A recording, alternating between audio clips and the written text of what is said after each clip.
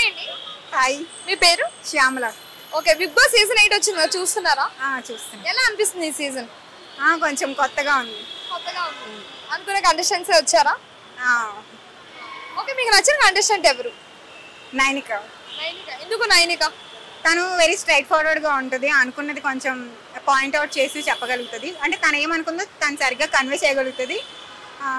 మంచిగా ఆడుతుంది అనిపిస్తుంది. నైనిక క్లాన్ ఎలా ఉంది? బాగుంది. అంటే వాళ్ళు కూడా బాగా ఆడుతున్నారా?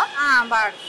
ఓకే, ఇప్పుడు సీత సోనియా వాళ్ళకి ఏంటి నామినేషన్ పాయింట్ లో గొడవలు అవన్నీ అవుతాయి కదా, అవన్నీ మీకు ఎలా అనిపించింది? కరెక్ట్ గా రీజనబుల్ గానే రీజన్ చెప్తున్నారా, లేదంటే ఏదో అలా చెప్పాలి కదా అని నామినేషన్ లో చెప్తున్నారా?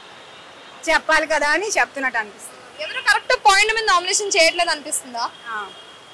ఓకే, ఎవరు వీక్ అనిపిస్తుంది మీకు కంటెస్టెంట్స్ లో? ఇప్పటి వరకు అయితే మనకంటే అనిపించింది. తను అంత అంటే సింపతి గెయిన్ చేసినట్టు అట్లా అనిపించింది. బట్ నిన్నటి గేమ్ అయితే కొంచెం బాగా అనిపించింది. తను చాలా బాగా ఆడుతున్నట్టు అనిపించింది.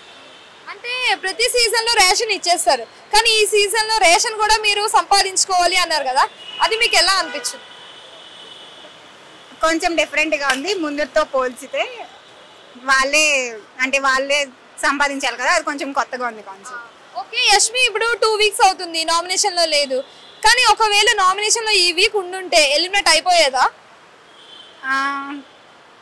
అయిపోయేదేమో. అంటే తను గేమ్స్ అంత బాగా ఆడుతుంది అనిపిస్తుందా, ఆడట్లేదు అనిపిస్తుందా? ఆడట్లేదు అనిపిస్తుంది. అందుకే ఎలిమినేట్ అయిపోయేది అనిపించిందా? ఓకే, శేఖర్ భాష గారు ఎలా ఆడతారు? పర్లేదు, బాగానే ఆడు.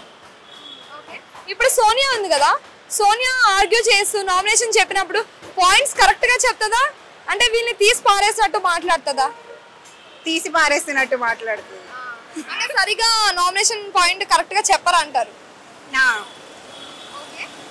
ఇంకా ఆదిత్య ఓం ఎలా ఆడుతున్నారు?